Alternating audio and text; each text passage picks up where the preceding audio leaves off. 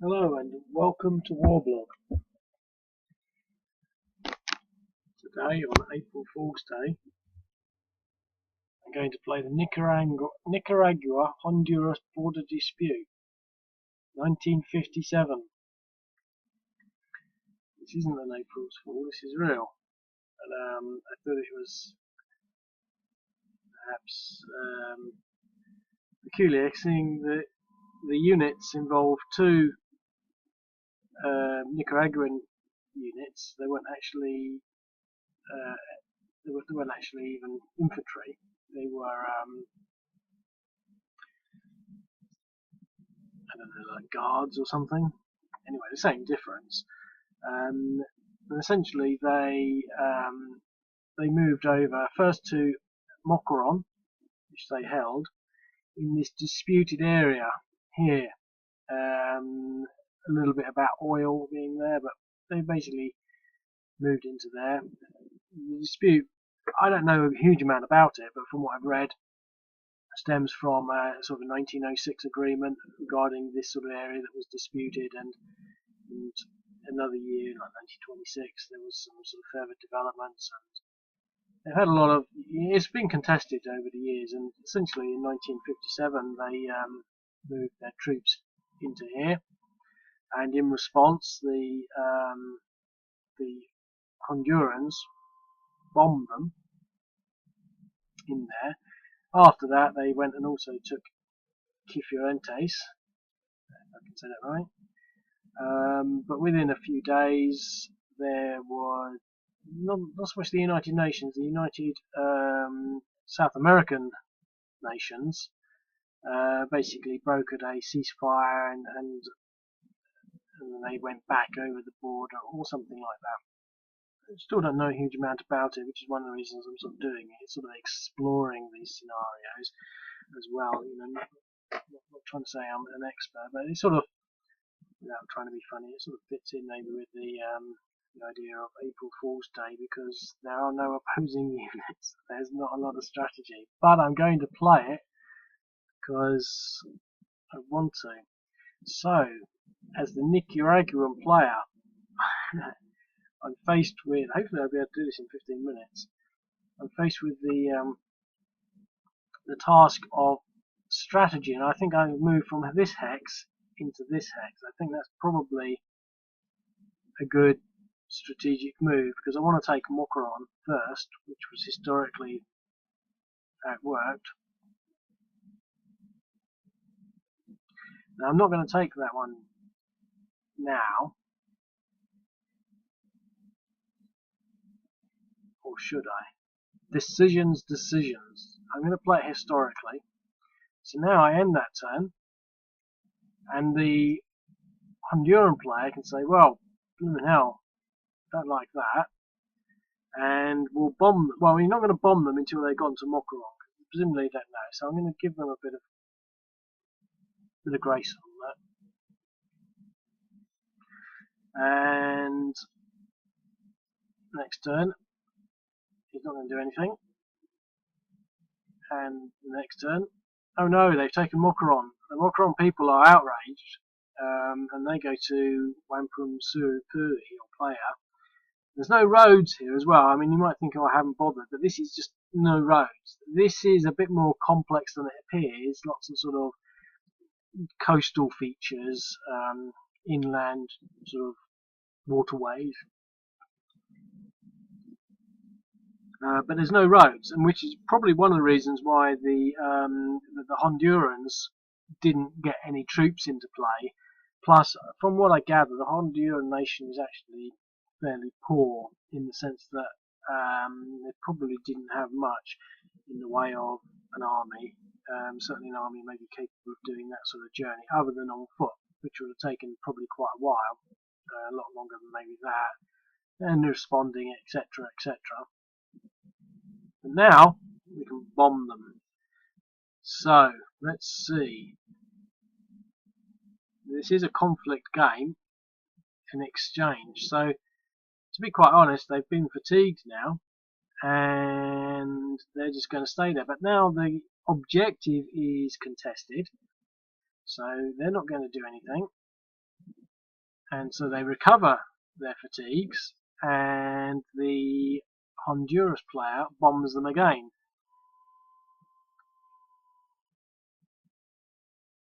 For no result, which was quite nice. Now they started to be bombed, so I think that they are going to move over here and go for Cifuentes. Now they're entrenched, look. One thing about the depression recovery is that it does actually make defensive positions a lot stronger. Whereas before I was playing, well, it was like hit points, you could slowly ebb things away. But unless you actually hit something continually, I'm going to go for this unit in the open. They tend to recover. Oh, look at that, 2-to-1. Defender retreats. But because it's airstrike, he stays there. But he's got depression 3. Whoops. End turn. Well, they're not going to move now. He's going to come back with his bombers and go for them again.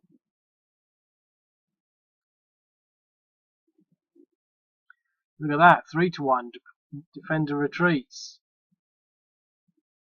That's pretty bad. Going to try and recover. And now he's dug in. Depression 4.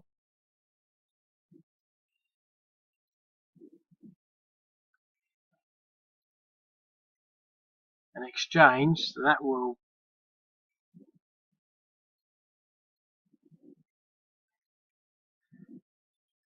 heal. Defender retreats.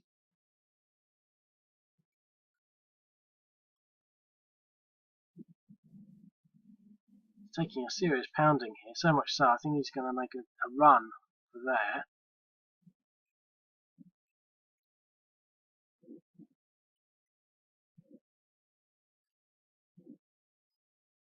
Seven to 1 odds, defender retreats.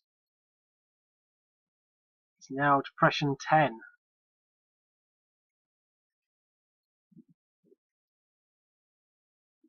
Well, he can still get in there. Contesting it. Now he's entrenched. So there is some strategy in this game. This is why I like these little games. There is. Oh look! I accidentally forgot to do the Honduran turn. They get their turn again. Let's see what happens here. 7-to-1 odds probably. 7-to-1. Defender retreats. His depression factor is now 12. He's knackered. He's still holding that objective, which is interesting. Maybe from the development point of view, I should maybe do something about that. They're not going to do anything. It's now entrenched. Dug in. Defender retreats. He can keep doing these airstrikes basically until the cows come home, or he gets defender eliminated.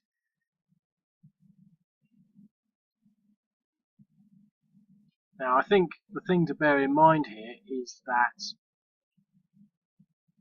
what we're not factoring in and what's not in the there's basically nothing left of them now. Again, it sort of does make me sort of think, well, after 15 depressions, maybe something maybe they should start doing morale checks and actually leave out or just basically be removed from the board, because it's silly. He's getting DRs and he's going down to now 18 depressions, because the thing is, they only factor in 10, so it's irrelevant. But he's still factoring in as a troop unit. I mean, I think I'm going to have. I mean, it's not so much. I think. I mean, I've always known this, but this is given me a very clear idea that perhaps I should do something like that. But in the background, what I'm also trying to say here is that what would have happened by now, there would have been this ceasefire and withdrawal of these troops. So, I mean, let's assume that the ceasefire has taken effect. So they're going to stop bombing, and then these units are going to move this way and this way. And they're not going to bomb. And then these units are going to move there and there. and that's it. It's game over in under 15 minutes. So I think this is quite a neat little game. It's certainly different. I was thinking, well, it does. I mean, it's a known event. It's significant. It wasn't quite a war. It was, I think. Oh no, I think they did. I can't remember now. Yeah, it was a border dispute, so we didn't quite get to a war. But it's still a military conflict. But I think things like this are just interesting because I would gauge that this is the only simulation of this event that exists. They just, the big board people, they can't create anything that is mundane or small. They have to be A, balanced for two players, and B,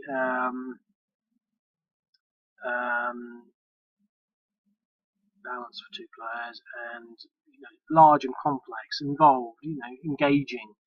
You couldn't create a huge,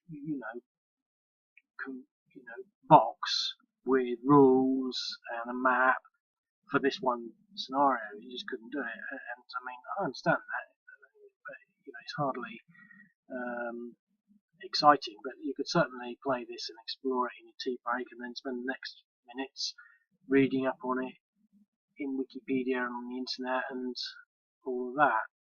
So I'm going to leave it at that. I'm so glad I managed to do this in under 15 minutes, because obviously it shouldn't take more than 15 minutes. But interesting, should I have kept both the units together? Because once they start to take losses, the losses compound, and now he's pretty much sort of, decimated.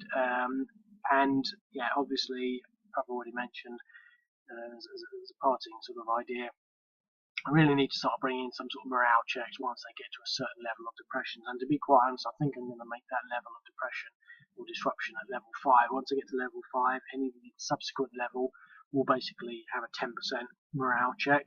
So if they're at level 6, they'll get a 10% check. Level 7, a 20% check. And if they fail that check on that term at the same time, then as a secondary result from the combat, which can be a defender eliminated, they're eliminated through morale. And I think I'll do that at some point, just to sort of prevent this sort of situation from happening. Hope you enjoy. See whether or not you can come up with a different result when you play it. It is a strategy game. There's no set way to do it, and but obviously to play it, you have to sign up. So you can do that, etc., etc. It's really simple.